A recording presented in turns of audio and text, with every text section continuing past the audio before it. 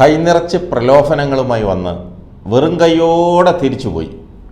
വലിയ ആവേശത്തോടെ പ്രതീക്ഷയോടെ കൈനിറയെ വോട്ടുമായി തിരിച്ചു പോകാൻ വന്നതാണ്. പക്ഷേ മലബാർ ഭാഷയിൽ പറഞ്ഞാൽ പൂസിപ്പോയി. കേരളത്തിലെ വിവിധ ക്രൈസ്തവ സഭകളുടെ തലവന്മാരെ നേരിൽ കണ്ട് ക്രൈസ്തവ വോട്ടുകൾ പെട്ടിയിലാക്കാനുള്ള BJPയുടെ അവസാന ശ്രമമാണ് പൊളിച്ചടുക്കിയത്. വോട്ട് പെട്ടിയുമായി വന്നതോ ഡൽഹി ലഫ്റ്റനന്റ് ഗവർണർ വിനയ് കുമാർ സക്സേനയും.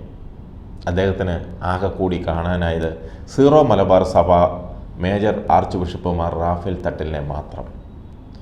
ഇന്നലെ രാവിലെ 10:30 സീറോ മലബാർ സഭ ആസ്ഥാനമായ കാക്കനാട് സെൻറ് തോമസ് മൗണ്ടിലെത്തിയ സക്സേന 10 മിനിറ്റ് മാത്രമാണ് ബിഷപ്പ് റാഫേൽ തട്ടേലുമൊത്ത് കൂടിക്കാഴ്ച നടത്താനായത്. തട്ടേൽ ആദ്യം തന്നെ പറഞ്ഞു, വാഗ്ദാനങ്ങളും പ്രലോഭനങ്ങളും വേണ്ട വേണ്ട വേണ്ട എന്ന്.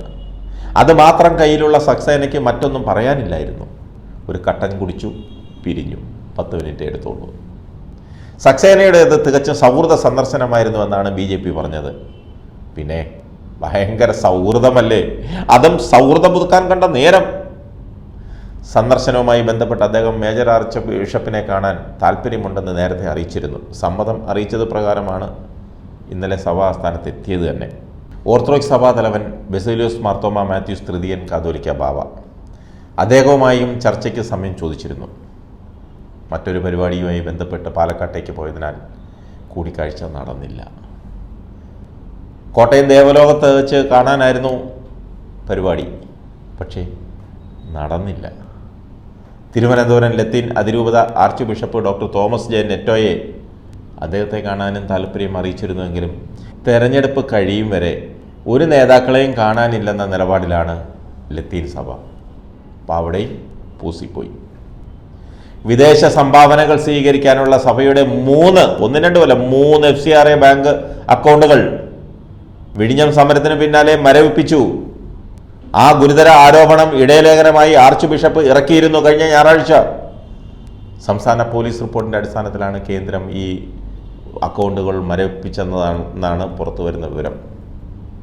BJP കേന്ദ്ര നേതൃത്വത്തിൻ്റെ സന്ദേശവുമായി വന്ന സക്സേന വെറും കൈയോടെ തിരിച്ചു പോകേണ്ടി വന്നതിൽ BJPക്ക് കനത്ത തിരിച്ചടിയായി. വോട്ടിങ്ങിന് മണിക്കൂറുകൾ മാത്രമുള്ളപ്പോൾ സഭാ നേതാക്കളെ കാണാൻ വന്നതിൻ്റെ ഉദ്ദേശശുദ്ധിയിൽ പലർക്കും സംശയമുണ്ടായിരുന്നു. അതുകൊണ്ട് തന്നെയാണ് 2 മെത്രാന്മാർ ഒഴിഞ്ഞു മാറിയത്. സത്യം പറയാമല്ലോ, അവർക്കൊരു ബിഗ് സല്യൂട്ട് കൊടുക്കണം. തിരുവല്ല ആസ്ഥാനമായ ബിലീഫേഴ്സ് ചർച്ചിൻ്റെ ഉടമസ്ഥയിലുള്ള മെഡിക്കൽ കോളേജിൻ്റെ ചടങ്ങിൽ പങ്കെടുത്ത ശേഷം സക്സേന തിരുവനന്തപുരത്ത് വന്ന് രാത്രി രാജ്ഭവനിൽ തങ്ങി. ഇന്ന് രാവിലെ വെറും കൈയോടെ ഒഴിഞ്ഞ മനസ്സോടെ സ്ഥലം കാലിയാക്കി. ഇനിയെങ്കിലും മനസ്സിലാക്കിക്കോ സംഘികളെ, നിങ്ങൾ ഒഴിക്കുന്ന ചതിക്കുഴിയിൽ കേരളത്തിലെ ക്രൈസ്തവ മിഷണറിമാർ വീടില്ല, ക്രൈസ്തവ സമൂഹം വീടില്ല. നിങ്ങൾ ആട്ടിൻതോലിട്ട ചെന്നായ്ക്കളാണെന്ന് വ്യക്തമായി അവർക്കറിയാം. അതുകൊണ്ട് ഈ നമ്പറുകളൊക്കെ ഒന്ന് മാറ്റി വെച്ചിട്ട് വേറെ വല്ല നമ്പറുകളുമായി വീണ്ടും വാ, അന്നേരം നോക്കാം.